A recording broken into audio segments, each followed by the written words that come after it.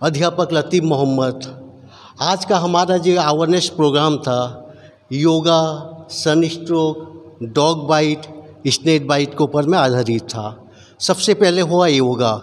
योगा जो है अगर हम मानसिक अगर स्वस्थ के लिए शारीरिक स्वस्थ होना निहायत ज़रूरी है। शारीरिक स्वस्थ अत्यंत आवश्यक है और शारीरिक स्वस्थ के लिए योगा अत्यंत आवश्यक है। सन स्ट्रोक, अभी डे बाय डे कोई ना कोई सन स्ट्रोक में अंशुघात में जीवन जाता है, वो किस तरह हम उसको रोक सकते हैं। और आया स्नेक बाइट। जो स्नेक बाइट जो होता है, स्नेक बाइट के बाद में क्या करते हैं लोग, मंदिर को लेके जाते हैं, मस्जिद लेके जाते हैं, जिस वजह से लोग मृत्युवरण करते हैं। और ये अंधविश्वास को दूर करके किस तरह उन्हें नर्सिंग होम, किस तरह उसे मेडिकल लेंगे, उसके बारे में ये अवेयरनेस आधारित है। और एक बात कहना चाहेंगे, विश्वनाथ सर जी हमें एक बात बताए थे कि विद्यार्थी को, एनएसएस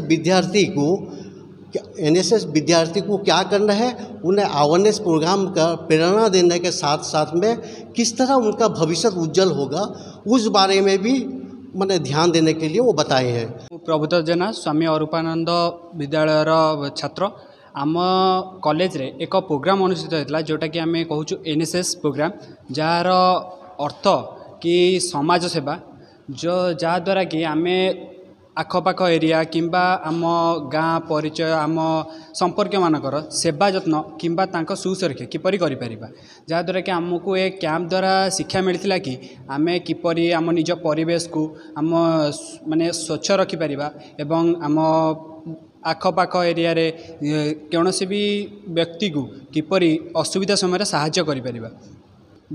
द्वितीय कथा होची आमको एथरे शिखा जाइथिला योगा, सनस्ट्रोक एवं snake bite and dog bite, जहाँद्वारा कि आम धर साप कामुड़ा द्वारा आम बहुत लोग अंधविश्वास हेतु आम माने मंदिर किंबा जेकोसी भी स्थान को आम नहीं जाऊँ अंधविश्वास द्वारा, जहाँद्वारा कि लोक मैंने बहुत लोक मैंने मृत्युवरण कर, तो से आम टे सचेतन होगा।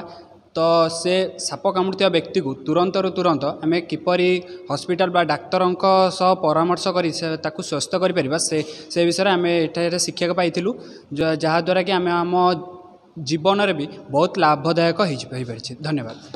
सरकार उद्देश्य सफल रूप नेबाई छात्र छात्री मान द्वारा एनएसएस कॉलेज स्तर में सरकार सृष्टि करिसेंती, धन्यवाद योग्य।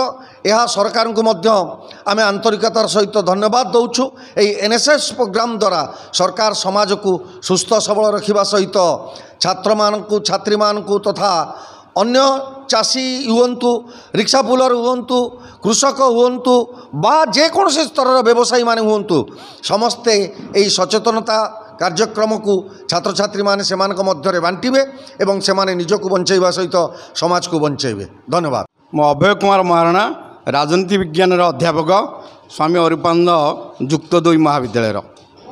आज निश्चिंत भाव में आम कॉलेज पर एक शुभंकर दिन एनएसएस जातीय सेवा योजना माध्यम जो सचेतनता कार्यक्रम करागला, ता निश्चिंत भाव में समस्त वॉलंटियर्स मान एवं आम महाविद्यालय समस्त अध्यापिका मान पई एक स्मरणीय दिन होइकी रहिबो।